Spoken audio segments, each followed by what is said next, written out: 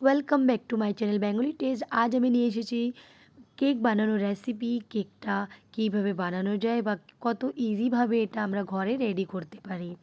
তো কেকটা আমি এমনভাবে রেডি করে দেখাবো, একদমই মার্কেটে যেমন পাওয়া যায় তেমনই অনেক স্পঞ্জি আর অনেক সফটভাবে এটা রেডি হবে। তো আপনারা বাড়ি বসেই বাড়ির ভিতর থেকে এটা রেডি করতেই পারেন। আর গ্যারেন্টি আমার, এটা আপনারা একবার বানালে এই প্রসেস মতো আবার বানাতে যাবেন, আবার খেতে যাবেন। বাচ্চারা বা বড়রা অনেকেই খুশি হয়ে এটা খাবেন। তো আসুন দেখে নিই কী দিয়ে আমি এটা রেডি করব। প্রথমে নিয়ে নিলাম আমি একটা ছোটো বাটির 1 বাটি দই, তারপর নিয়ে নিলাম ছোটো বাটির 1 বাটি সুগার পাউডার, যেটা আমি ঘরেই রেডি করেছি। তারপর নিয়ে নিয়েছি আমি ভেজিটেবল অয়েল, আপনারা চাইলেই সানফ্লাওয়ার বা সয়াবিন অয়েল ইউজ করতে পারেন। আমি তারপর নিয়ে নেবো 250 গ্রামের মতো ময়দা। এটা এবার আমি মিক্স করছি। আর সাথেই নিয়ে নেব আমি বেকিং পাউডার 1 চামচ, ছোটো চামচ, আর 1 চামচ নিয়ে নেব আমি ছোটো চামচের 1 চামচ বেকিং পাউডার। তো বেকিং সোডা বেকিং পাউডার ডালার পর আমি নিয়ে নেব সঙ্গে 250 গ্রামের মতো আমি দুধ নেব। যেই মিল্কটা আমি নিয়ে নিচ্ছি রুম টেম্পারেচারে, আপনারা চাইলেই কোনো মিল্ক ইউজ করতে পারেন, যেটা পাউডার হোক বা আপনারা মার্কেট থেকে নেওয়া হোক। তো অল্প অল্প করে এবার আমি মিল্কটা দেবো এইভাবে, আর এটা আমি মিক্স করব। কেক বানানোর জন্য সবচেয়ে ইম্পর্ট্যান্ট এই প্রসেসটা, আপনার এটা রেডি করাই অনেক ইম্পর্ট্যান্ট। এটাতেই ডিপেন্ড করে কেকটা কেমন রেডি হবে।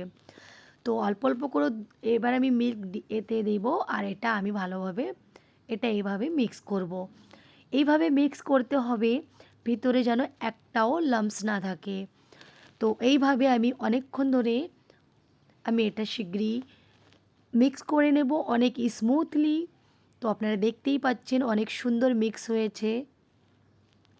আর এইভাবে এটা অনেক সুন্দরভাবে মিক্স করতে হবে, এটাই অনেক ইম্পর্ট্যান্ট প্রসেস কেক বানানোর। তো আপনারা দেখতেই পাচ্ছেন আমি কিছুই নিয়ে নিয়েছিলাম দই আর সুগার পাউডার, নিয়ে নিচ্ছি ভেজিটেবল অয়েল, আর নিয়ে নিচ্ছি সঙ্গে মিল্ক। তো এই 3-4টে জিনিস দিয়েই আমি ঘরে কেক রেডি করছি। আমার এটা রেডি হয়ে গেছে, দেখতেই পাচ্ছেন। এবার আমি নিয়ে নেব একটা পাত্রটাকে আমি অনেক ভালোভাবে অয়েলিং করব। আপনারা চাইলে ব্রাশ দিয়ে অয়েলিং করতে পারেন বা হাত দিয়েও করতে পারেন। আমি হাত দিয়েই চারপাশে লাগিয়ে নেব এবং ভিতরে লাগিয়ে নেব। ভালোভাবে লাগিয়ে নেওয়ার পর আমি একটা বাটার পেপার নিচে থেকে লাগিয়ে দেব অনেক সুন্দর করে। এটা বসিয়ে নিতে হবে হাতের সাহায্যেই। এটা আমি ভালোভাবে লাগিয়ে নেব অয়েল দিয়ে। আর লাগিয়ে নেওয়ার পর যেটা আমি রেডি করেছি কেক বানানোর জন্য, সেটাকে আমি ট্রান্সফার করে দেব। আপনারা দেখতেই পাচ্ছেন থিকনেস কত সুন্দর হয়েছে। এইভাবে এটা রেডি করে আমি সব ট্রান্সফার করে নিয়েছি। আর তারপর আমি নিয়ে নেব কুকারটাকে আমি ভালোভাবে গরম করে নেব হাই ফ্লেম করে। আর উপর থেকে আমি দিয়ে দেবো নুন। আপনারা চাইলে স্ট্যান্ড ইউজ করতে পারেন। আর ঢাকা দিয়ে আমি হাই ফ্লেমে অনেক ভালোভাবে গরম করে নিয়েছি কুকারটা আমি গরম করে নেওয়ার পর এবার আমি চামচ দিয়ে একটু নাড়িচাড়ি ফেলিয়ে নেব। আর তারপর আমি এই পাত্রটায় এইভাবে আস্তে করে দিয়ে দেব, আর উপর থেকে কভার করে দেব।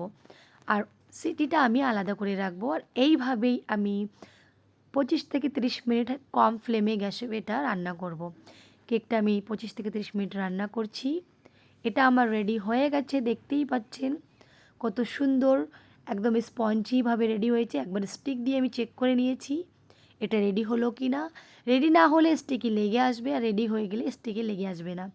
এটা আর একটু সময় রাখতে হবে। এবার এটা রেডি হয়ে গেছে। এরপর আমি মিল্ক ইউজ করব না ক্রিমের জন্য। আমি জাস্ট বিস্কুট নিয়েছি। যে বিস্কিটটা আমি নিয়েছি ক্রিমি বিস্কুট, এটাকে আমি মিল্ক দিয়েছি। আর এইভাবে আমি ফেটে হাতে আমি এটা একটা মিল্ক রেডি করব। আর এটা আমি ফ্রিজে রেখে দেবো 10 মিনিটের জন্য। এবার আমি নিয়ে নেব কেক। কুকার থেকে আমি বার করে নিয়েছি। কেকটা দেখতেই পাচ্ছেন কত স্পঞ্জি হয়েছে।